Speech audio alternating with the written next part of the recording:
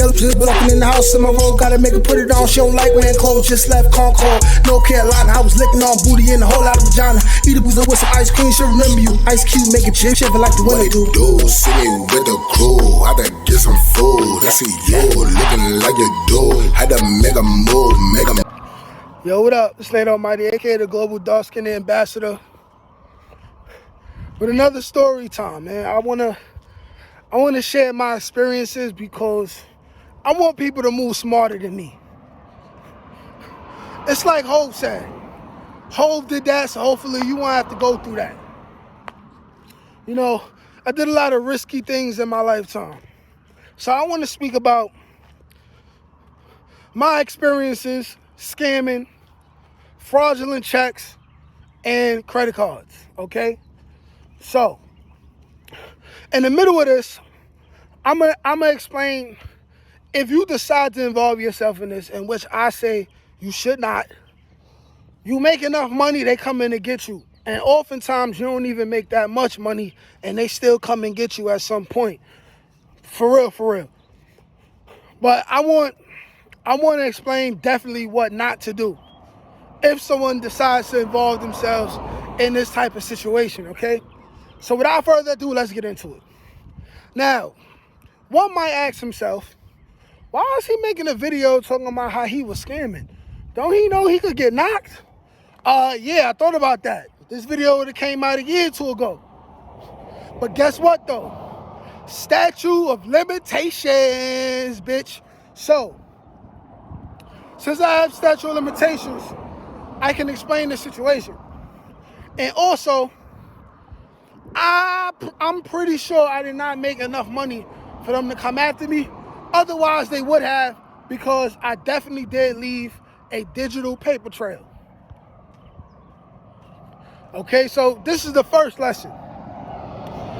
If you decide to get involved in some type of scamming, the people at the bottom are always the people who go down first, because they're giving their personal information. Things that got to do with your social, things that got to do with, you know, things like that. First of all, social is enough. Uncle Sam coming to get you. If, you know what I mean? That's the thing about America, you know, they let some illegal stuff go when it comes to money, right? But when it's too much money, they on your ass. They own you. They own you. You know what I mean? So that's the first thing. I get enticed into the situation by an older person on the block whose name will not be whose name will not be said. And he says, hey, yo, listen, man, we gonna get this money. We gonna get this money, you know what I'm saying? Just put this down, that down. And what you could do is, I got a friend of mine who's doing checks. Now, I meet the friend, we set it up, and he has a play where it's like, he has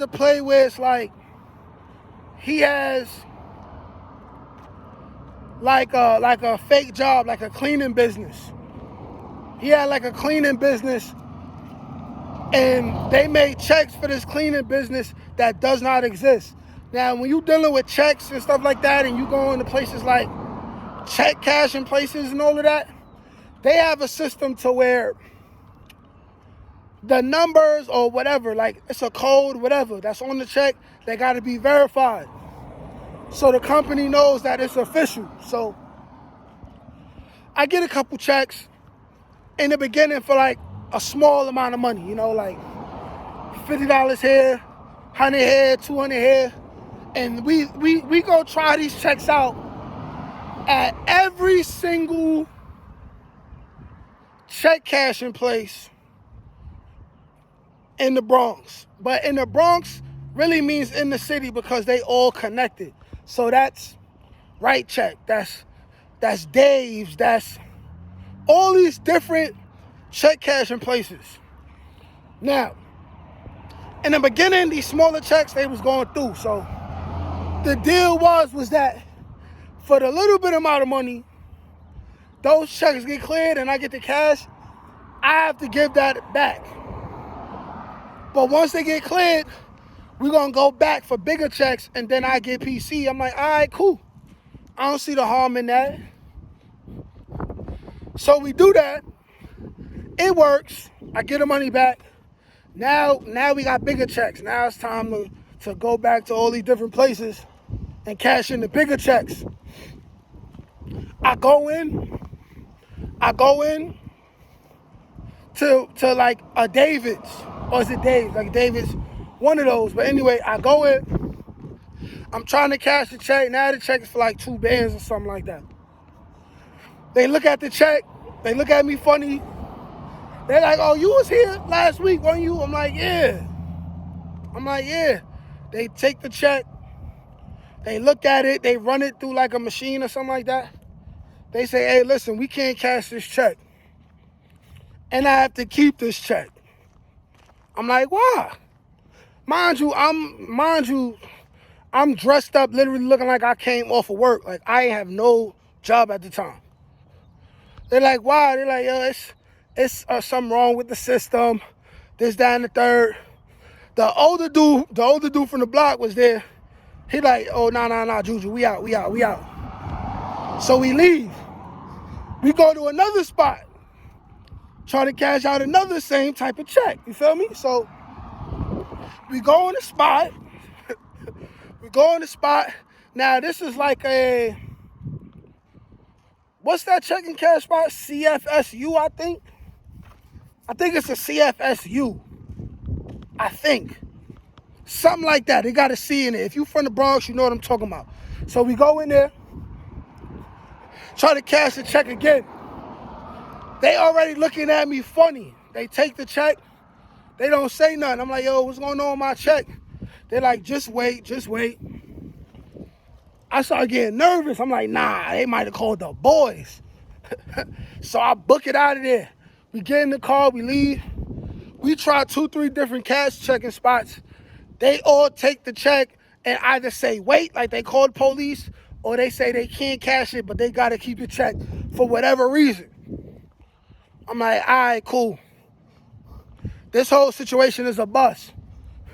In total, we got off a couple $100, none of which went to me.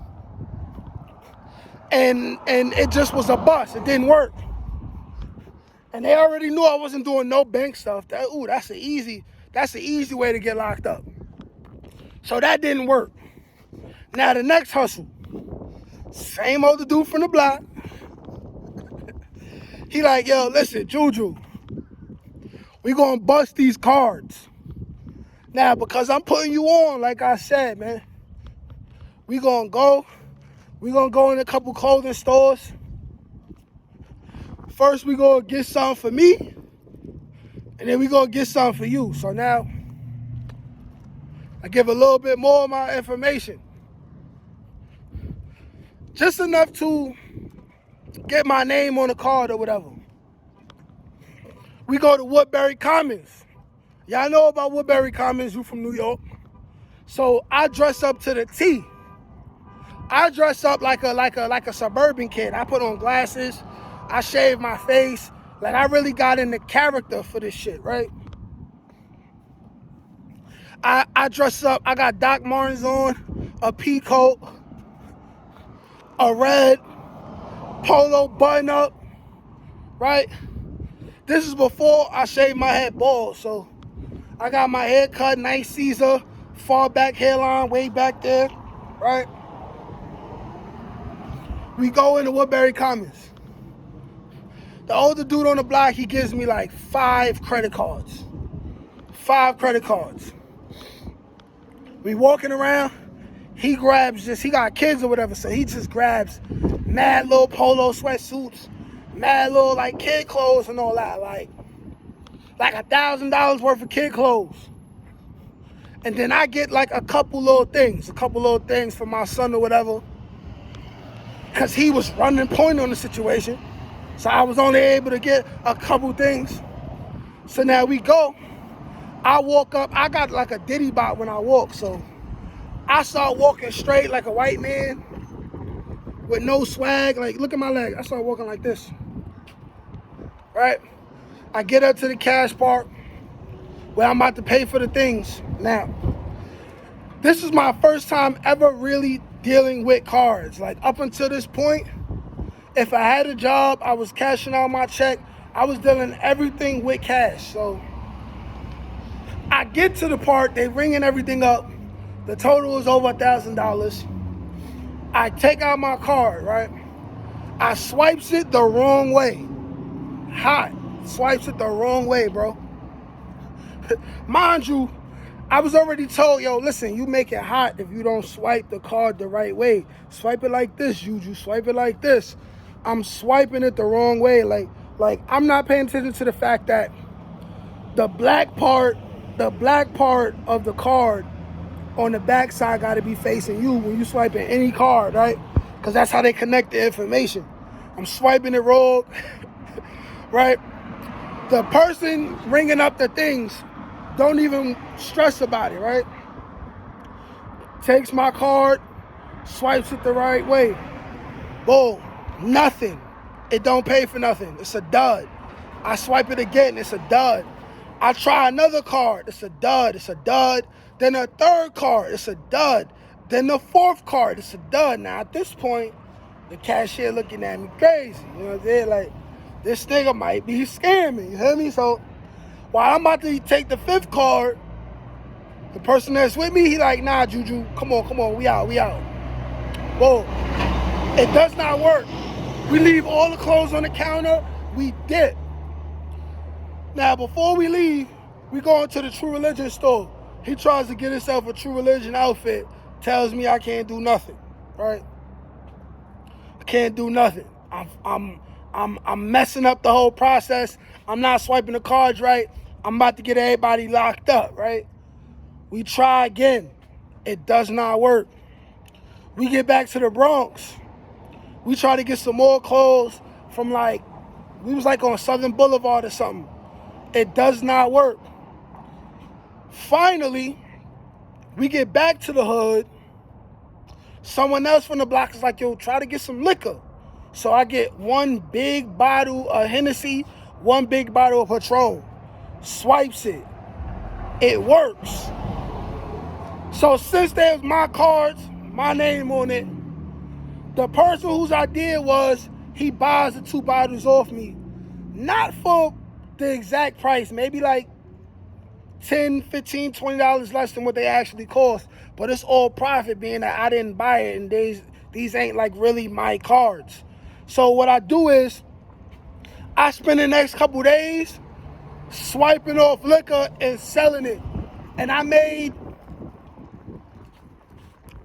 maybe $200 swiping pieces and selling liquor. 200, maybe more. I probably sold 6, 7 big bottles of liquor for a couple dollars less. And that's the end of my scamming story. I got no major profit out of it. The only cash checking place I could go into and use in New York City is PLS. I'm banned from all the rest. They don't do me no service. And they might call the police on me. So my suggestion to you is if you think about scamming, don't do it, or make sure it's foolproof. Make sure it's foolproof. And also, if you at the bottom and you got to give up any of your personal information, that means you're at the bottom of the whole pyramid scheme. That means worst case scenario, you going down first. Like, share, comment, subscribe. Peace.